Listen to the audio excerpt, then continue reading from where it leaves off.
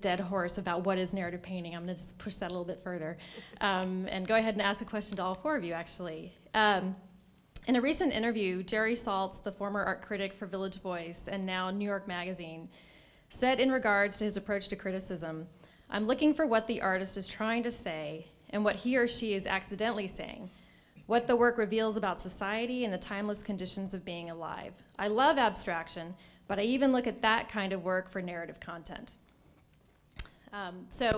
Obviously, you know, there was some talk about semiotics and the use of visual codes and lexicon, which sometimes can kind of lead the discussion away from the uniqueness of form and painting and why artwork is created versus story writing and poetry. That being said, narrative painting kind of lends itself to being read in a typical fashion as a text.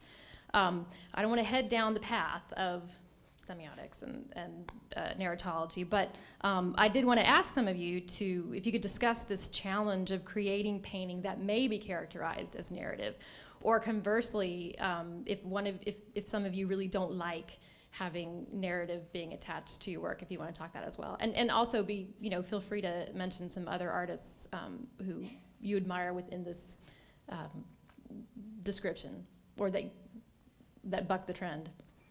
Well, look at, yesterday we were talking about Walton Ford, for example, who Walton absolutely embraces this narrative conceit as like his lifeline to something. I mean, it's totally unapologetic, unambiguous.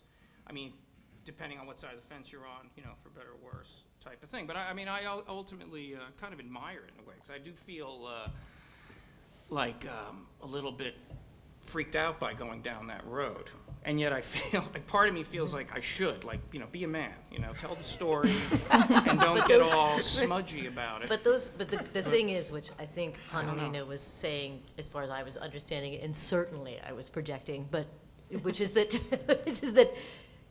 I don't think any of us make narrative paintings, and I don't think that would be useful for painting at all. I mean, but there's something.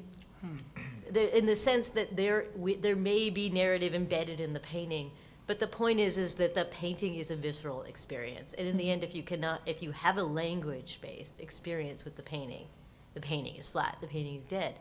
And like Ford, for instance, though the tightness, the compression of marks, the tenseness of his hand is what carries those from being illustrative things to something that you can experience, to where you're actually feeling the emotional pressure, you're feeling the kind of will and passion behind. I mean, he's not my favorite artist, but I appreciate that. It's like Andrew Wyeth just died. I think Wyeth could be said. There could be things said about him in that way as well. Those paintings could be horrific, if they were painted, a different way. What about Raymond Pettibone? Where does he fit in? I'm going to get away from paper. It's not just about people working on paper. I think that what you were also saying about Walton Ford, that there are examples in various degrees, of course, of people whom I think Jerry Saltz could describe as, it applies a kind of narrative category for them, that there is a synthetically applied kind of conceptual model that is a text that you look through into the work. And Walton Ford, I think, actually succeeds in making it very embodied, and that makes it effective as a conceit. But then you have Andrew Wyeth.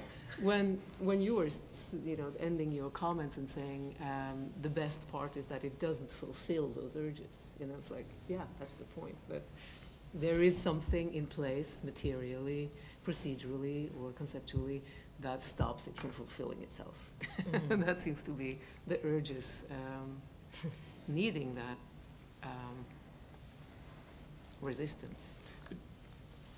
And I think resistance itself is an important, I mean, we can see that in paintings and how different painters build resistance into the work and make difficulty a factor. And I think that's what gives the work its traction. Otherwise, if it's this frictionless plane, there's something too predictable about it often.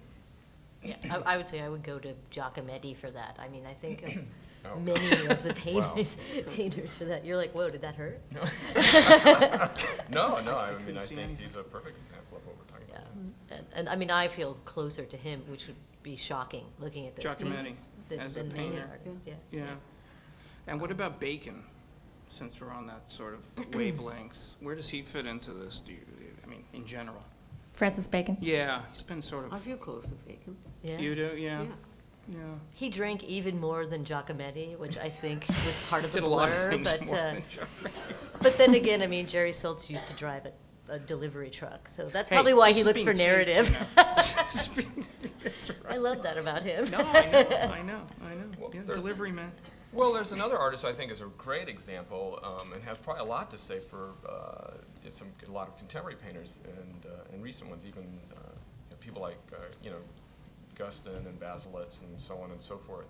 And that's James Ensor. You know, he was a self-described anarchist and was in an anarchist club, and if that makes any sense, it's a little Yeah. it's a little bit of an oxymoron, but and he didn't want Whoa. Seurat. He didn't want Seurat in the club. He thought he was sort of the death of anarchy.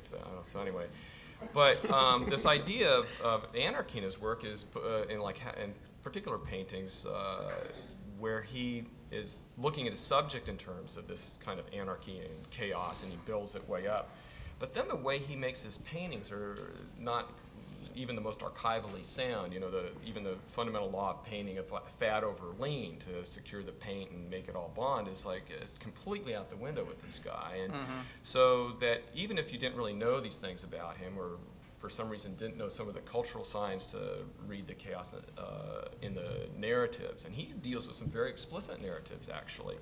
The paint alone is telling this story about anarchy, where you have this kind of paint here, this kind of paint here, it's too thick, and then you have lean paint, very lean paint over fat paint, which shouldn't hold, and somehow he's going to say, well, here it goes, and he gets a tube of paint, squirts it over here, scrapes it. There's just so much sort of bodily inflection with this stuff that's erratic.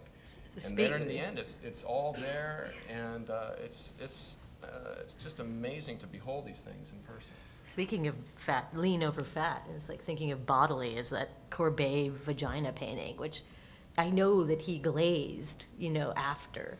I mean, this is like the kind of sheer, like, it's like the perfect wedding of materiality of the paint and eroticism and bodily fluids. It's sort of like manifest destiny of the paint becoming the thing that, in this sense, which is very direct, but still completely visceral. And the great thing about Courbet is that he broke all of the rules, and those paintings have not cracked. It's like absolutely anti-physics, like that those paintings have held up.